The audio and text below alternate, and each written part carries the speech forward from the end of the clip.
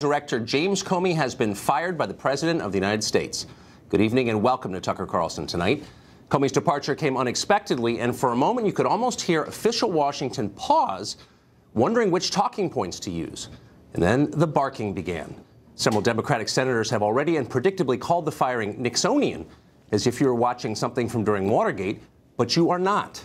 This firing was overdue, and everyone in Washington knows it.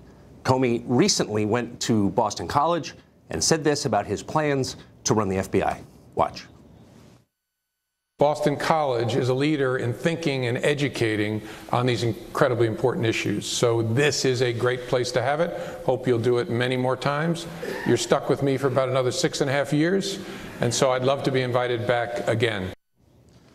Not true, as it turned out. Comey repeatedly injected himself into political matters that the country's chief investigative figure should stay out of. In 2015, for example, he came out against police body cams right after President Obama endorsed them, effectively undermining the president. At the height of the last presidential campaign, of course, he held that famous press conference about the investigation of Hillary Clinton, even though he was simply announcing that the FBI lacked enough evidence to support a criminal case against her. Although the Department of Justice makes final decisions on matters like this, we are expressing to Justice our view that no charges are appropriate in this case. I know there will be intense public debate in the wake of this recommendation, as there was throughout the investigation. What I can assure the American people is that this investigation was done honestly, competently, and independently.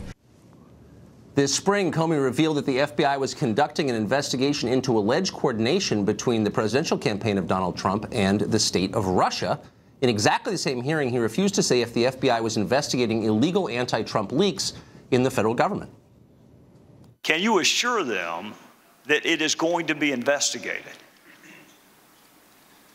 I can't, but I hope people watching know how seriously we take leaks of classified information. But I don't want to confirm it by saying that we're investigating it. And I'm sorry I have to draw that line. I just think that's the right way to be. Just a few days ago, meanwhile, Comey impugned Hillary Clinton aide Huma Abedin, dramatically exaggerating the number of emails she'd forwarded to her laptop and that of her husband, Anthony Weiner. She forwarded hundreds and thousands of emails, some of which contain classified information. Now, at times, both Republicans and Democrats in Washington seem to appreciate the help that Comey gave them.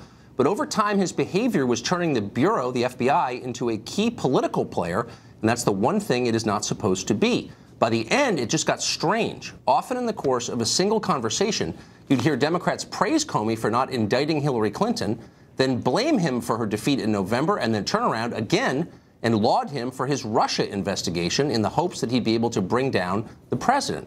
Rarely has there been less principle on display in Washington. That's not all Jim Comey's fault, but he definitely didn't help.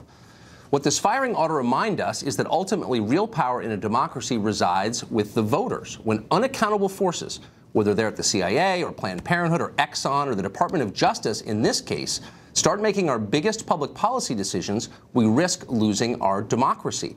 Dictatorship by the unelected, that is the real threat to this country and our traditions. Let's be honest. This firing of James Comey was overdue, and everybody in Washington knows that. Comey was unfit for the office he held. The new president should have canned him the afternoon of the inauguration, but he didn't. Comey was too eccentric to run the FBI and too powerful for any of us to breathe easily while he was there. Just how powerful was James Comey? Let's put it this way. He was feared in a way that no appointed bureaucrat should ever be feared in a free society.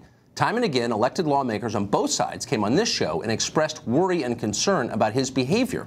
But they did so only during commercial breaks with the cameras off. Why?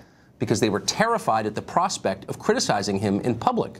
They certainly don't have that fear of the sitting president of the United States, and that tells you everything you need to know about Jim Comey.